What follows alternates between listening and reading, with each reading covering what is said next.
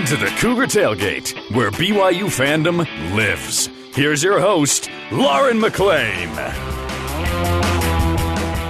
Happy game day, everyone. The day has arrived for BYU fans to don their favorite royal blue attire, start firing up the barbecues and gargling salt water so they can sing the fight song at the top of their lungs. In reality, it's Christmas morning for BYU fans. You've waited one whole year for this day, and you can finally watch your favorite team in person. We got a packed one-hour show with former BYU quarterback and radio color commentator Riley Nilsson joining us to chat about how he's been preparing for Game 1 versus the Arizona Wildcats. Then superfan Michelle Shane, the winner of the BYU Sports Nation Las Vegas giveaway, hops on to talk about her reaction to winning a trip to tonight's game. But first, the man who knows the BYU fight song like the back of his hand, Ben Bagley. Ben, give me the first line of the fight song. Let's hear it. Rise and shout. The Cougars out. Is that right? No. I want to hear you sing it. I know. That's a one-time only thing. I don't sing, Lauren. Only Christmas carols. You've actually sung on this show. I'm pretty sure last week you it was. sang Like something. I said, that was a one-time only thing. Oh, well, I thought I'd try again. It was a good shot. Ben, tonight BYU faces off against Arizona at Allegiant Stadium in Las Vegas, the home of the Raiders, as you know. And I'm sending good vibes to that stadium, Ben, for, of course, BYU players, coaches, and fans, but also for you. So a team you're rooting for can start off with a win at that stadium. There will be a lot of teams that win in that stadium. Unfortunately, the Silver and Black, just by odds, they'll be able to win a few games in there. So let's go. All right, for those listening, if you don't know that Ben is a huge Raiders fan, get that on your radar now because we talk about it a lot. All right, I want to chat a little bit about neutral site games, Ben. Are they truly neutral? So tonight's game against Arizona and Vegas, I believe, is truly a neutral site game. It's almost perfectly in the middle of the two schools, 5-hour drive for BYU fans, 6-hour drive for Arizona fans, and that's fun. That's perfect. There's an equal opportunity for both schools' fans to attend the game, which actually makes the site neutral. Now, when BYU played LSU at the Superdome in New Orleans, super cool, not neutral. And yet it was considered a neutral site game. When BYU played Arizona in the 2016 season opener, it was a State Farm Stadium in Glendale, Arizona, super cool, not neutral. And there are a lot of examples like that. So, Ben, do you think it matters that some of these not-so-neutral game sites are considered neutral site games? I'm gonna zig where you're zagging here, Lauren, because you're right. I think the game at the Superdome was not a neutral site game because if you're familiar with football in the South, the LSU fans, by the way, they started tailgating for the game at the Rose Bowl against UCLA last week. They were tailgating before the UCLA game last week. That's football in the South. But look, the Arizona game in Scottsdale, that was a home game for BYU. It wasn't neutral. The fan base for BYU is ridiculous. And Las Vegas, for crying out loud, we used to joke all the time and continue to do so. Sam Boyd Stadium down there is LaVell Edwards Stadium South. And Cougar fans, if you look into the ticket sales, it is predominantly BYU fans. I expect a huge Royal following tonight in the stands at Allegiant Stadium. And to the point where it was comical earlier this week when the Pac-12 Commissioner George Kliavkoff came out and said, "Oh, look at all these ticket sales. What a great showing by No, they were all BYU fans." says I'd love to take credit for a lot of things that I may have had a small part in, but really no part at all. I don't know, but like raising my kids, maybe, I don't know, but just you can't do that. You just look comical because you're going to turn on ESPN. There's going to be a lot of royal blue. The Cougar fans are going to be loud. It's going to be ridiculous. I know that there's a lot of Cougar fans that bought up Arizona's allotment. I don't know how many Arizona fans are going to be, but there's not going to be many. Besides, they stink. They don't have anybody that wants to go watch that. Oh, my gosh. So many things I want to dissect from that. Don't dig too deep. The fact that you said you didn't have a hand in raising your own children. There's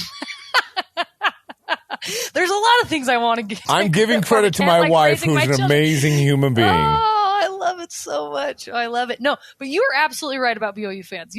They're everywhere. Honestly, I think it's all part of the independent experience for BYU. I think the opportunity for these guys to play in NFL stadiums as college students far outweighs any discrepancies in whether it's neutral or not. And like you said, BYU fans are everywhere. So I think BYU is like sure, we'll play you in the NFL stadium that's in your backyard because we're probably going to have just as many fans as you, if not more. Seriously, I think in all these neutral site games, Lauren, I think the Superdome was one of those instances, one of the few instances where BYU wouldn't have like a home field advantage as far as fan base goes, because LSU fans aren't going to let Cougar fans come in and buy out their backyard. Well, hence the score. I believe it was 27-0. Yeah. Let's not talk about not crossing the 50-yard line. Oh, that was our. Let's hope for better things tonight. So, Ben, think of yourself. If you were a high school kid, which you have been before, I believe, once, a long time ago, being recruited by a bunch of schools, how much of an impact would it have on your decision if you were told you'd be playing in at least one NFL stadium per year if you signed with BYU? In all honesty, it'd probably have more impact than it should. As a high school kid, you get enamored with shiny things, and the NFL stadiums, especially me as a Raider fan, you're going to go play, because I think BYU, by the way, will end up playing maybe every other year in Las Vegas, maybe even, I don't know how often, but quite often. And like, I'm like, I got to go play in the same field that the Raiders are going to play? Yeah, sign me up, please. Now, that said, I don't know how much of a big deal it should be. I mean, it is. It's a shiny thing, and shiny things are cool, but how much value does it actually have? I think you're going to get the same college experience whether you're playing at LaVell Edwards Stadium or you're playing at Allegiant or Sun Devil, or not Sun Devil anymore, excuse me. What is the stadium down there called? State Farm? Whatever? Yep, State Farm. Arizona Cardinal Stadium. Sorry, they're not paying me. Why am I giving sponsorships out? They change like every many years, so you never know what they're called. Anyway, keep going. No, I just think that it probably carries more weight than it should. Yeah, I sort of agree with you, but I think if you put yourself in the shoes of, like, say, a 16, 17-year-old kid who's being recruited, all they care about is shiny things. I made a lot of decisions I regret at that age. Absolutely. And I think it's a huge recruiting tool for BYU. You like new shoes. They're like, we'll give you swag. We'll give you NFL stadiums. And those are the things that are going to appeal to these 16, 17-year-old, 18-year-old kids. But even beyond that, I think even as a grown adult, it would very much appeal to me to be playing in these huge stadiums. I think especially for these college students who their entire goal is to make it to the NFL, and to hear they get a step foot in one of those stadiums before actually making to the NFL is so cool. I don't know if it matters what age you are, but I just think that's a really cool thing. I don't know. What do you think? I think you're exactly right on that part of it, because it's the experience that's kind of cool. I remember we played a game in high school at Romney Stadium in Logan, and we got to be in the Utah State locker room, the same locker room they use. And to me, as a high school kid growing up, that was cool. I got to sit at Jermaine Youngblood's locker, because that was right. I was like, that was awesome. This guy, I watched him play. That's cool. Same thing here for the college kids getting a chance to the NFL experience. But like I said, it's an experience. You can get the same experience by playing at home. I mean, it's more about who's seeing you and what TV station you're on, and are NFL scouts coming to see you. That's the stuff you should probably be weighing more than where you're playing. But you think about that story you just mentioned of you in high school, and that's one of the things you remember most. That story sticks out to you. Oh, absolutely. And so I don't know about having the same college experience. Absolutely. Are you going to have are you going to play better because you're in an NFL stadium? No. But I think it's just one of those experiences you look back on and you're never going to forget. And probably especially for most of these guys who are not going to the NFL, who will never play at the next level, that's something they're going to look back on and say, that was one of the coolest moments of my college career.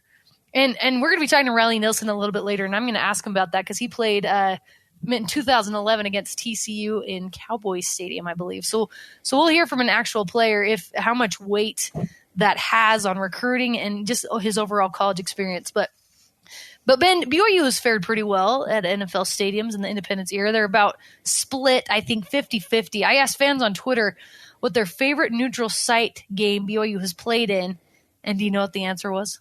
Cowboy Stadium. Yes. Which game? Can you think of the game? The Oklahoma game. That's right. Every single fan said that Oklahoma game in 2009 in Cowboy Stadium in Arlington, Texas. So Oklahoma had just been in the national title game the year before. Is that right, Ben? Yeah, I believe so. Yeah, you had a Heisman Trophy candidate in the backfield Sam for Oklahoma, Bradford. at least for half the game. I know. And BYU comes away. They dominated the second half of that game, and they knew it. And it was was a great turn for that season for BYU, and a terrible turn for Oklahoma. Yes, it was the season opener, obviously, for both teams. Sam Bradford was the reigning Heisman Trophy winner. Sooners were a favorite to win the national title game that year because they were the runner-ups the year before. But the Cougars had other plans, Ben. Sam Bradford sprained his throwing shoulder at the end of the first quarter, so he didn't even make it through a full first quarter. And then BYU just didn't back off, and it was when Max Hall was quarterback. He led BYU to the 14-13 win, crushing Oklahoma's hopes of a national title in the first game of the season. You think about it, that really does sound like a movie. And I feel like ever since then, BYU's fans, whether they like it or not, their hopes are super high that it's going to be something like that. But I mean, but it's not going to be, because Oklahoma was, I think they were ranked like third in the country or something coming into that season. So I don't know. Pretty crazy. So I know you were more of an Aggies fan back then in 2009. Did you watch that game? I did watch it. I did the pre, half, and post game show for the radio station I was working at, and wow. I did. And I'm trying to remember who it was. I got to interview one of the linebackers. I can't remember who it was on the field after the game, live from Cowboy Stadium. It was kind of fun as I hear the emotion in the voices, what the win meant to them. I remember that night very distinctly. Is there a game that's been in NFL Stadium, whether BYU or not, that has stood out to you in your memories? Well, yes, but I don't know that we should talk about it on this program because it's Cougar tailgate. I mean, I was. No, hit us with it. Come on. I was at the Superdome for Utah, Alabama in the Sugar Bowl. And that was an amazing experience just to be there and be part of that. I covered that team that whole year, so I saw all their games through that season, and watching the disappointment of Alabama fans was a wonderful, wonderful experience.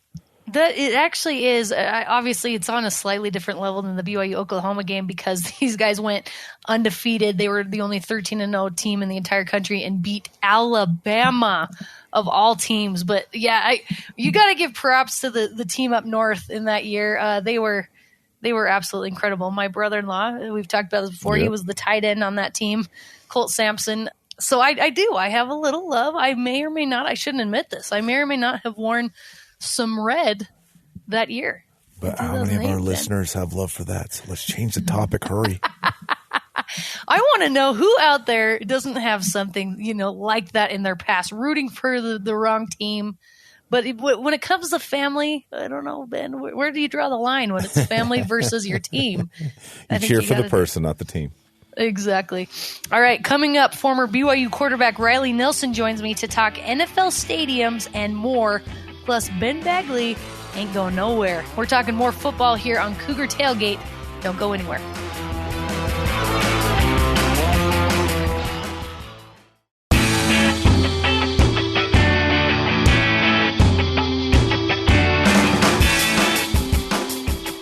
You're listening to Cougar Tailgate. I'm your host, Lauren McLean. Joining me is producer and voice of BYU Sports Nation, Ben Bagley. We've been discussing neutral sites and NFL stadiums. But one thing we haven't discussed yet is the fact that there was an entire season without fans in the stadium, and now fans are allowed back in full capacity. So we talked so much last season about the impact of not having fans in the stadiums, but obviously BYU fared pretty well without fans in the stadium.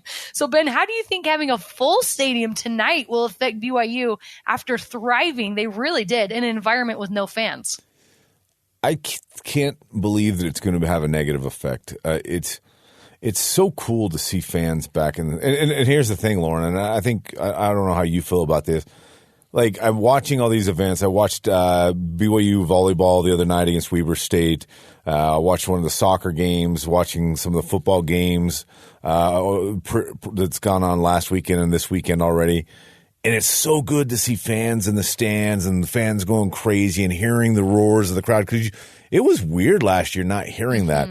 But at the same time, I'm just like, should we be doing this yet? And I'm enjoying it. I'm loving the fact of normality coming back a little bit. But I'm also like, wait, we're still kind of, how do I? You feel a little guilty should about I it. feel good about this? Because I kind of do.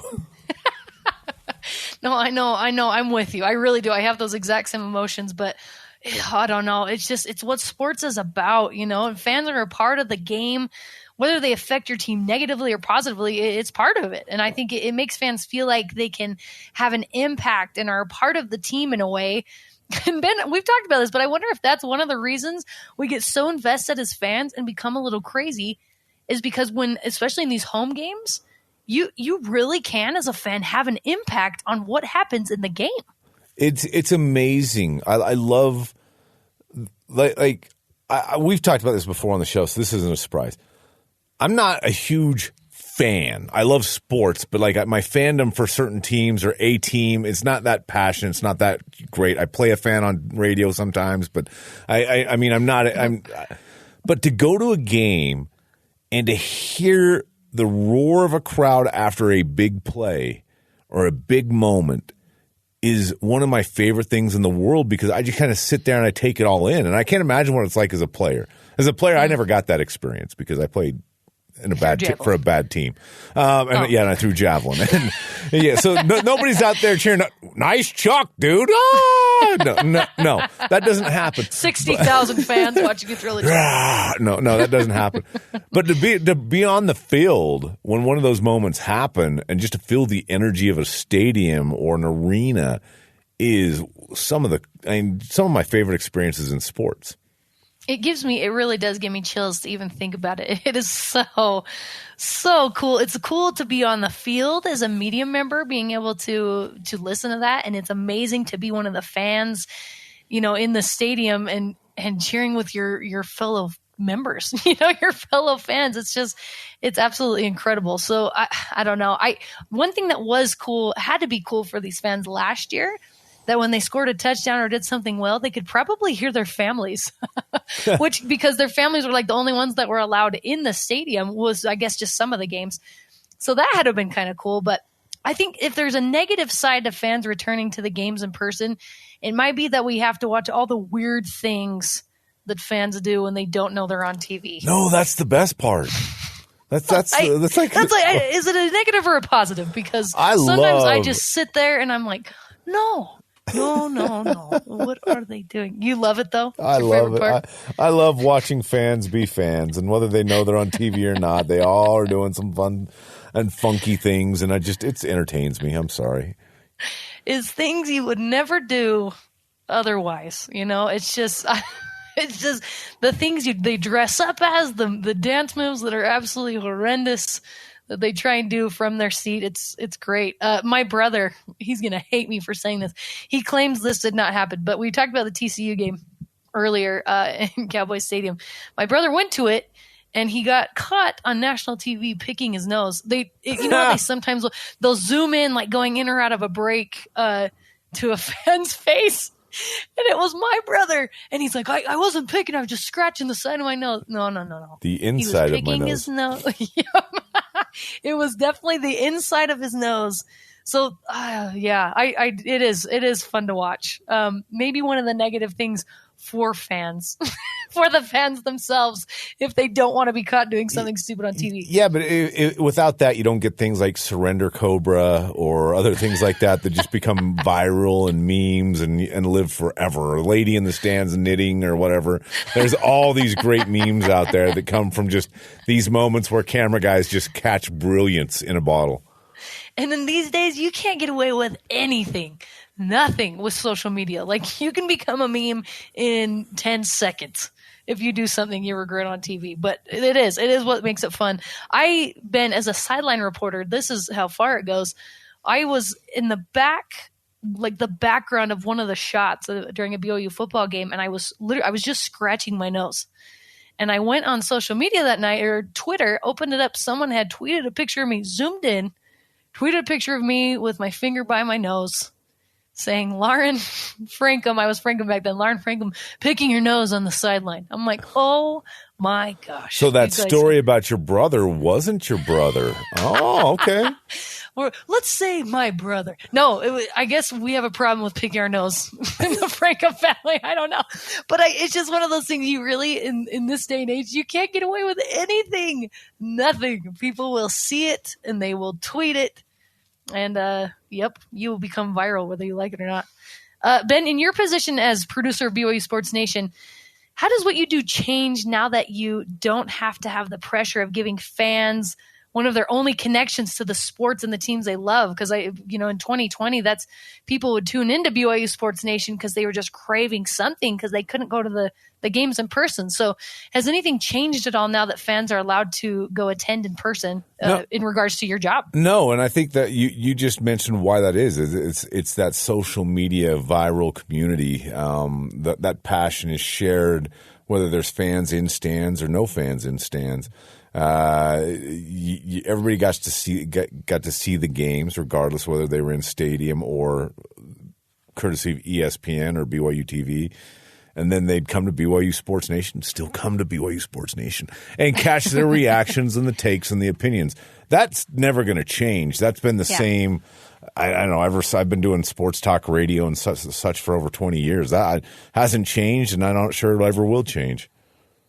Well, so I just want to keep focusing on your job because it really is. Ben has one of the coolest jobs, guys, as the producer of BYU Sports Nation, except having to control Jeremy and Spencer and Brian and Jason. But a lot. So, Ben, a lot has been happening over the summer as far as news, NFL draft picks, conference realignment, etc. So you guys have been busy over the summer, but sometimes you have to kind of stretch for some storylines. But how does what you guys do on BYU Sports Nation change once football season starts? So, like starting tonight, you guys, whatever happens, you go into work Monday morning. How does that change what you guys do? It really changed this week because we get our normal cadre of in-season guests such as Trevor Maddich and the guys from AFR and the guys from the radio booth, plus some of the other national guys that I have contacts with that we bring on all the time. And so it's like all of a sudden my guest lineups, I have fewer spots open for guest lineups, but topics have got to be good. And the weirdest thing about it, though, is like we're in season, right? I mean, game tonight, this is game week.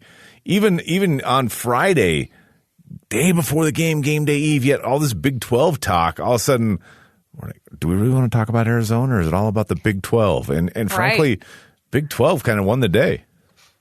Well, don't you think having too much news is better than news?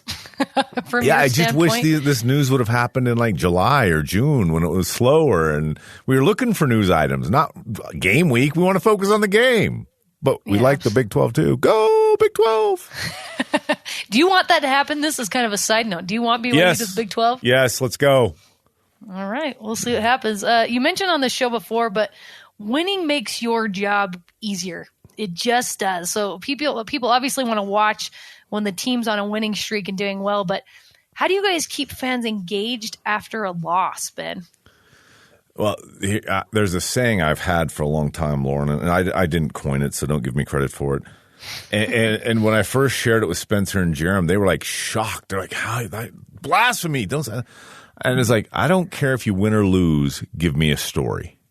And it's true in sports because if you lose and it's close or a spectacular loss, your fans are going to be just as passionate and ready to react and want to hear your thoughts and stuff as they would if you had a great win. Now, it's always easier to talk about a win. It's more comfortable, especially when you're a fan. But it's sometimes that close. Like my fandom as a Raider, I can talk about the big wins, but the one thing that'll get me most fired up is the Tuck rule and Tom Brady, and that was a loss. But it was a story, and that story lives and will live and haunt me throughout my life. and it's the same way with BYU fans. I mean, you get the great moments and the great wins, but then it's we've lost how many in a row to those Utes? I don't know. Like those type of things. That's another story, and the passion's still there. So I know fans don't want it because they want to win every game, but as a producer of a show and with topics and stuff, I'm like, win or lose, just give me a story. Just give me something to talk about on Monday. You're probably the perfect guy for your job because you do have the ability. You didn't grow up a BYU fan. I know you're a fan of the coaches and the players like you are. Hey, I'm wearing Royal right now. Come on, baby. I know. I actually, Ben, think you are a bigger fan than you will let on. But I think you're the perfect guy for your job because you're kind of in this neutral space and you can see the storylines. And Jeremy and Spencer, they are amazing. They are so good at what they do. But they are big fans. They are big fans of BYU. So do you? And I think that's what people love about them. Like they want to watch other fans and to cry with other fans. But do you ever have to rein those guys in? Like, hey, let's see the bigger picture here. Do you ever have to do that? We have those conversations all the time, and that's that. No, in all seriousness, and not in a bad way. Is like that's one of my favorite parts of the job and the show. In all seriousness, it's not the show itself; it's the conversations we have pre-show. Like, okay, here's the topic, here's the story. How are we going to approach it? Spencer, come on, pull it back, baby. Don't get ridiculous blue goggle here. We got to have some spaces in reality and kind of talk it through. I disagree with Jerem or Spencer. They disagree with me. We talk it through. We look at all sides, and then okay, now we've got what we're going on air with. I love it. I know, and it really is. It's so much fun to watch. It's such a great show. You do an awesome job. Ben, thank you for coming on with me. But before you go, I want you to give me a prediction for tonight's game. I almost did that's dumb. I almost did the Mr. T. Pain. No, Rocky 3, great movie. Go see it if you haven't. Wonderful movie. Not as good as Rocky 4. Oh, yes, it is. It's tons better. Rocky 4, popcorn, bleh, not great. Maybe the third. Ben? What? Well, Drago? This sounds like a discussion for another day. Yeah, that's right up your alley, the popcorn Rocky 4 movie. No. Rocky 1, 2, same movie, and then Rocky 3, then Rocky 4, Rocky 5 never happened, then Rocky Balboa. All right, that's my order. That's a different story. Back to my prediction. Creed, I love the Creeds, I have to say. The new Creeds, I think, are very good. But Rocky 4 is still number one. Go ahead, keep going. It's not. End of story. Prediction for tonight's game. Arizona's not good. And I keep seeing all these people, and granted, these are Pac-12 people are like, oh, Arizona, they're rebounding. Jed Fish has got them coming in the right direction. How do we know? They haven't played a game under Coach Fish. Like put it on the field first. Don't tie. Everybody looks great in shorts and helmets. I need to see it first. But what I have seen is the talent that this BYU team comes back with. And that's always scary because I'm talking potential here and talent. Put it on the field, like I just said with the Wildcats. But I've seen what I've been able to see with BYU. I think BYU wins tonight, and it's a double-digit win. Ooh, I like it. I hope you're right. And I think you do have a point. You don't know how good a team is going to be until they're on the field. I feel the same about BYU. I know it. Everyone's been saying that they look really good, but that's what's so fun about the season opener is you do not know until they're on the field. So we'll see what happens. Ben, thank you so much for coming on with me. And up next, former BYU quarterback Riley Nelson talks about being a player versus a color commentator and what he expects from tonight's game. This is Cougar Tailgate.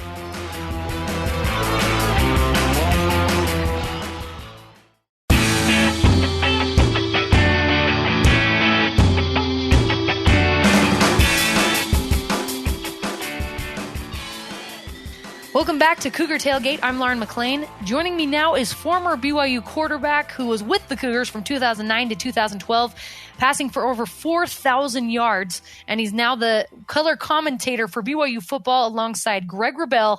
Let's welcome on Riley Nelson. Thanks for coming on, Riley. Oh, so glad to be with you. Glad football's back again.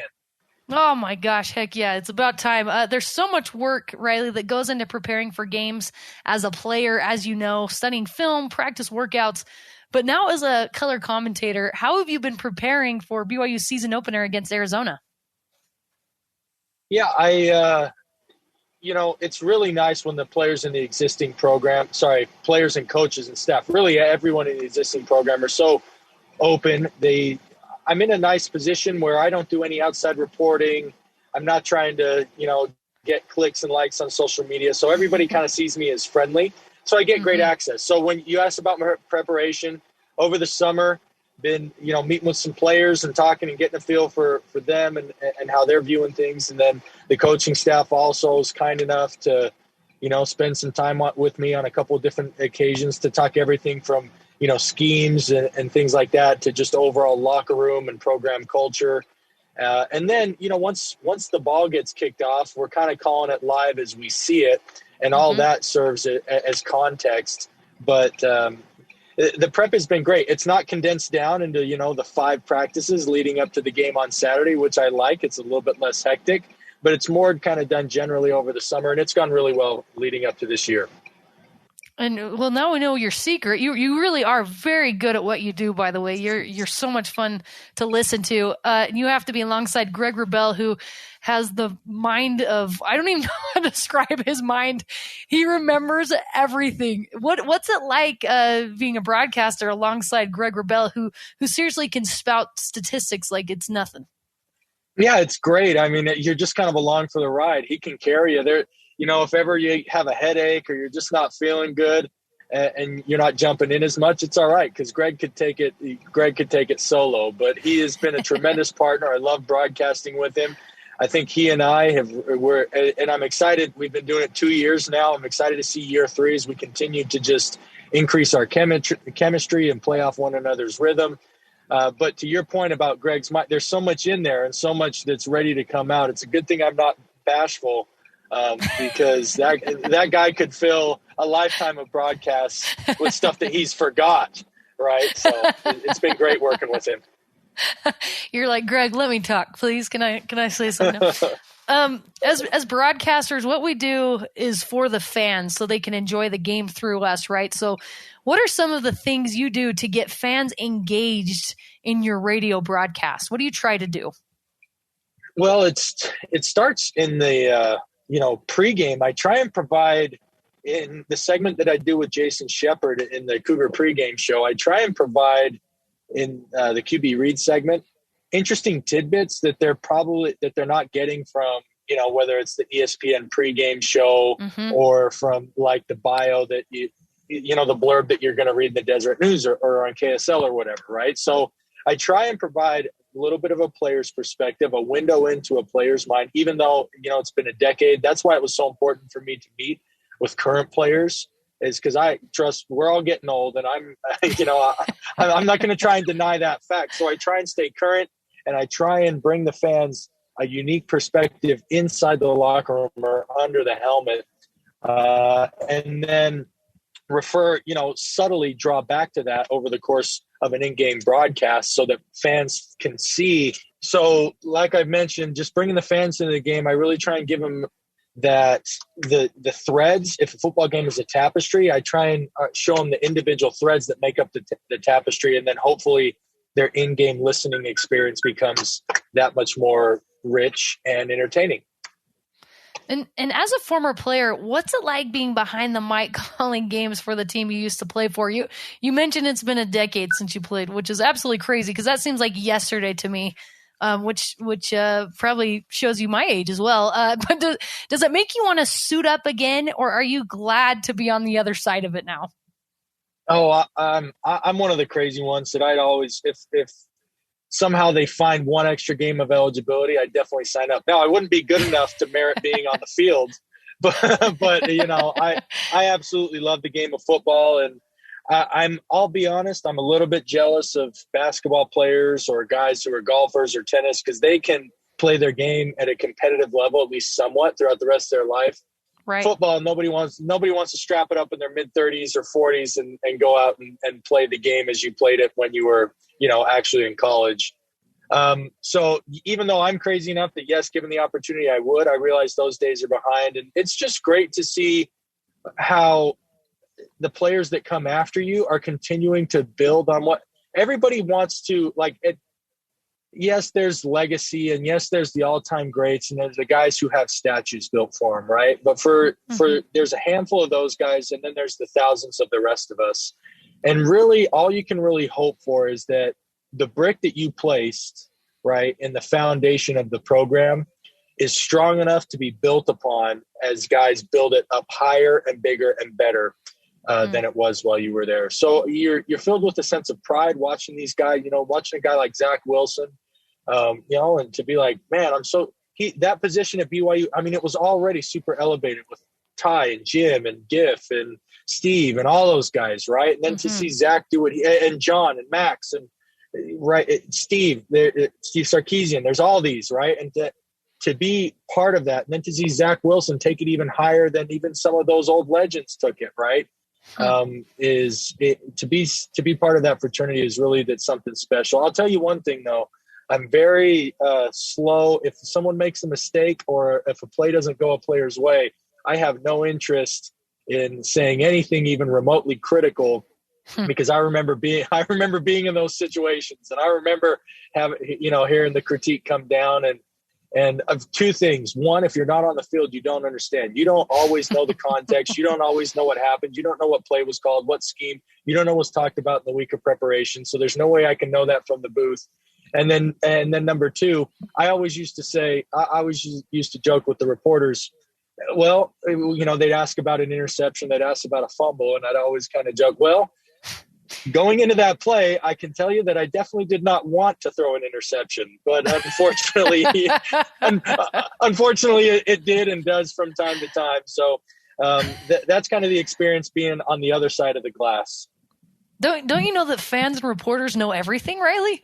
Come on, we know everything that's going. No, honestly, hearing you talk about that, it kind of makes me sick. I hated when people ask that, and I'm sure, because I did post game interviews for a number of years, I'm sure I asked some questions that these players were like, "Are you kidding me?" And it makes me sick, because you really have no idea what's actually going on unless you are playing. You're one of the players or you're one of the coaches, and so I love that perspective from you. You're not quick to judge them or critique them because we don't know. We don't have the full perspective of it. No, that said, fans are invested, and fans are invested, and fans need answers. And when you sign up for it, right? If you're quarterback or middle line, if you're at that press conference podium, that means that you have the utter privilege of suiting up and being on the field representing BYU's football program. And that all comes with part of the territory. So I never resented those questions. I never, the critique was what it was. Anyway, reporters and fans are justified in demanding those answers, and players should give them to the best of their ability. The difficult part is when you are in that player's seat, they will never truly understand the whole context around the situation, how difficult the game is, how nuanced it can be, and how mistakes and negative plays. And essentially just part of the game is the ball doesn't always bounce your way. They will never encapsulate that. And that's hard to internalize as a young player. I'll admit it took me, a few years after playing, and then even kind of getting more involved on the media side, to really understand the divide that is there and will always be there, that both players, fans, and media alike need to just accept as fact. Absolutely. And it really is. It's a little bit disgusting. And I love that you said as well that it's a privilege, obviously, for these guys to be playing for BYU and being able to speak to reporters. That means you're doing something right and you're doing something you love. But these kids are so young, right? Like they're like 18 to 21, a little bit older sometimes at BYU. They're just they're kids, and you're demanding so much of them. So I hope everyone, fans and reporters alike, we can all just get a little bit perspective on that. But moving on a little bit, we're talking neutral site games and playing in NFL stadiums today. You got to play TCU in AT&T Stadium in Arlington, Texas in 2011, I believe. What do you remember feeling when you first stepped onto that field? Yeah, just it felt like someone just put a football field in the middle of like a lot. And that's what's interesting, is because I haven't been to Allegiant Stadium yet, but I've heard that Allegiant Stadium is just that. It's a casino with a football field in the middle of it. But the grandeur of it. I got to play in, it's not all NFL stadiums. We played, of course, San Diego State played at Qualcomm, which is the old Charger Stadium. So that, of course, didn't compare to the Cowboys. But then you had the Superdome. We played Tulane in 2009 at the Superdome, and I got to play the fourth quarter of that game, as Max and the boys took care of business early on and let us second stringers play. But anytime you get to play on the same field as the pros, right, who are at the top of the sport that you love and invest so much in, it's a great privilege. And specific to Cowboys Stadium, what football means to the state of Texas and the Dallas Cowboys mean to the NFL, to be able to be on that same field and see yourself up on the 40-yard Jumbotron, You appreciate it more pregame and postgame. During, you're at least for me, the experience was this, it's the same football field that I've been playing on since I was 8 years old. But before it and after it, you definitely do consider it a really fun treat to be playing in venues like that. Was it the TCU game that you high-fived a ref? Yes, 2011 TCU in Cowboys Stadium was the high-five game. You bet. What was going? That was one of the greatest moments. I loved watching that because it's definitely something you don't see. You don't see very often. I think I can't remember which BYU player hugged one of the refs in recent memory. That was Taryn Hoke. Is that? Yes, it was Taryn Hoke. That's right. Nebraska. Oh man. Yep. That's what makes these games memorable. I love it. So, Riley, do you feel like it's an advantage for recruiting that BYU plays yearly in different NFL stadiums? Most definitely. The exposure. TV is going to get you exposed to the whole nation, right? But anytime you can invite recruits in key markets, Texas being one, Vegas obviously is, got really good high school football down here. But wherever you can play in these, neutral site venues and invite recruits and things, it definitely plays for you. But I think more than that, it's just for the fans. I mean, this thing is going to be I know it's neutral site, but it's going to be a home game. I bet there'll be, of the 80,000 people that'll be there, I bet 60,000 of them will be BYU. And I bet of those 60,000, probably 30 to 40% of them, or 30 to 40,000 of them are going to be Las Vegas residents. So it's great that's one of the luxuries of playing at BYU, and for recruits to see that no matter where you go, you're going to have a strong contingent of Cougar Nation out there cheering you on. Absolutely. It's so much fun. BYU fans really are everywhere. And BYU, Riley, is coming off a great year. Lost Zach Wilson, but high hopes for Jaron Hall. It's always hard to predict how good someone's going to be before you see them play in an actual game. But what do you expect to see from Jaron Hall come game time? Yeah, I think he's cool, calm, and collected. I think he has the respect of his teammates. I see a lot of good leadership. And then hopefully he was already an incredibly dynamic playmaker when he was able to play 2 seasons ago. And I expect to see, a little bit more polished, a little bit more mature, a little bit more skilled version of what we were able to see 2 years ago. What gets you most excited when you're looking over your notes and preparing to call the game? When you think about the game against Arizona, what gets you most excited? Honestly, after a season where there were little to no fans, it's the roar of the crowd. I know that sounds crazy, but it has nothing to do with gameplay. But I can think, I'm not exaggerating, thinking about it, has my hair standing up on end. The football last year was great, and Zach provided so many moments, but it just was not the same when, he was making one of those roll against his arm, throw back left to Dax for a 50-yard touchdown, incredible, amazing play, and all you heard was a few claps, right? Instead of that just roar of the stadium that just echoes in your chest. So I can't wait for that to happen. And even just watching on TV, you really do miss the fans. It's true. The crowd noise, just seeing all of the weird things that people do. It's so much fun. And I'm excited for that too. So, Riley, what position group or player has stood out to you the most in fall camp and leading up to the game? Yeah, I'd say the linebackers. I'm just so excited to see what, Keenan Peely and Max Tooley, Peyton Wilgar, and the rest of the gang. And by the way, it goes more than that. They're 6-7 players deep. You got Drew Jensen, you got, Jackson Kafusi, you got all these dudes. Anyway, I'm excited for those guys to get out and roam around and make plays. They have been emerging all the way back to, the big plays that were made when they had 3 interceptions against USC in the home win back in 2019 to they were, the anchor of that defense in 2020. And it's largely the same group of guys. So to see them come out and run it back with another year of experience makes me extremely excited. On the other side of the ball, I'm excited to see what all these weapons on the outside do. And by that, I don't just mean the wide receivers with, Neil Pau, Gunnar Romney coming back, and then the addition of the Nakua brothers and some of these young dudes like Keanu Hill and some of these other guys that are coming up and that are going to get some reps and contribute. But throw in that mix also the tight ends with Holger back and obviously Isaac Rex, Mason Wake, and all his hurdling and all that. But those would be the two, the receivers, including tight ends, and the linebackers on defense are what I'm most excited to see. This makes me want to watch the game right now. I can't believe it's already here. It's so much fun. Riley, you were incredible. Good luck on the call, and we'll be listening for you. Awesome. Thank you so much for having me. Thanks for taking the time. All right, up next, the BYU Sports Nation Las Vegas giveaway winner joins me to chat about what she's most excited about for tonight's game. It's getting closer. Don't go anywhere.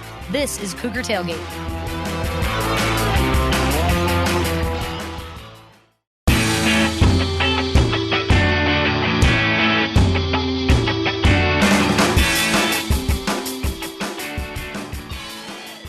Welcome back to Cougar Tailgate. I'm Lauren McLean.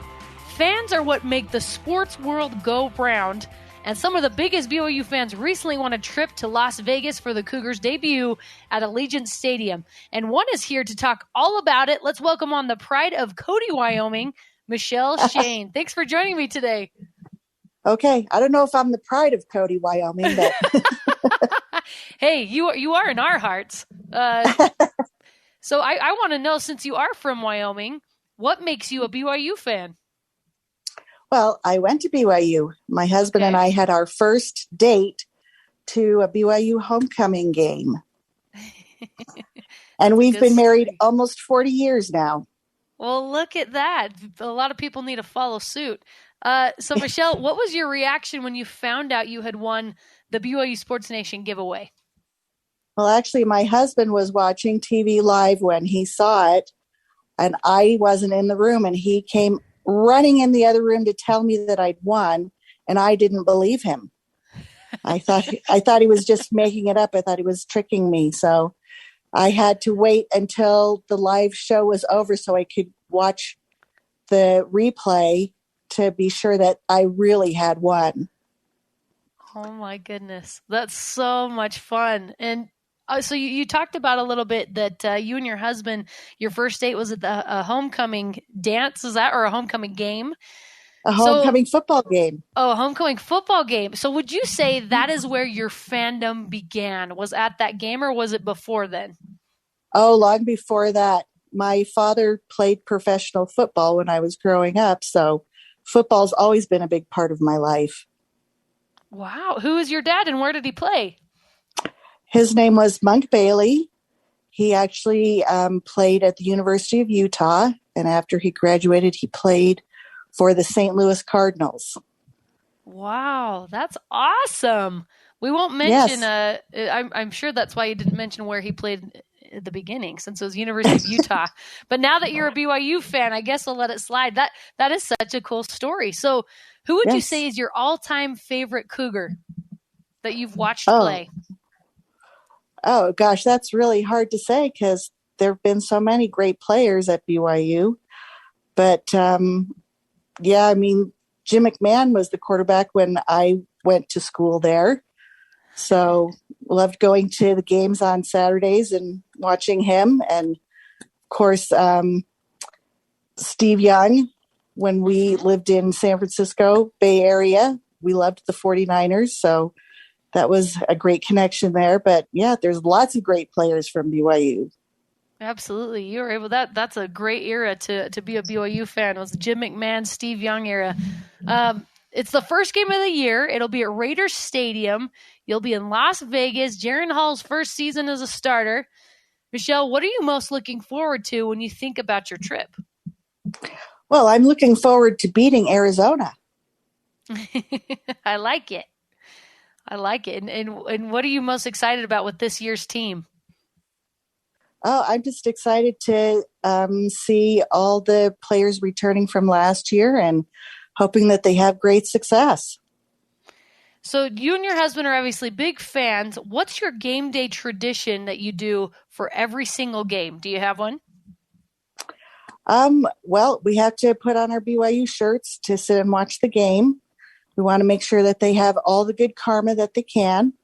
And usually, just try to have something fun to eat while we watch the game and to have a great time. I love it. And I love the BYU Sports Nation reference with the karma. And it is real. It's a real thing. Yes. All right. Yes. And you received it, obviously.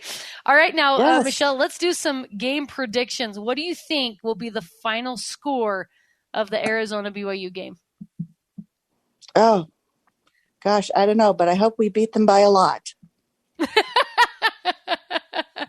I like it. That's a great answer. Michelle Shane from Cody, Wyoming, big BYU Sports Nation fan and just a BYU Cougar fan overall. Thank you so much for taking the time with me today. Thanks, Lauren. I'm looking forward to the game and the fan fest before. It's going to be a great weekend. That's right. Have a blast in Vegas. Thanks so much, Michelle. Thank you.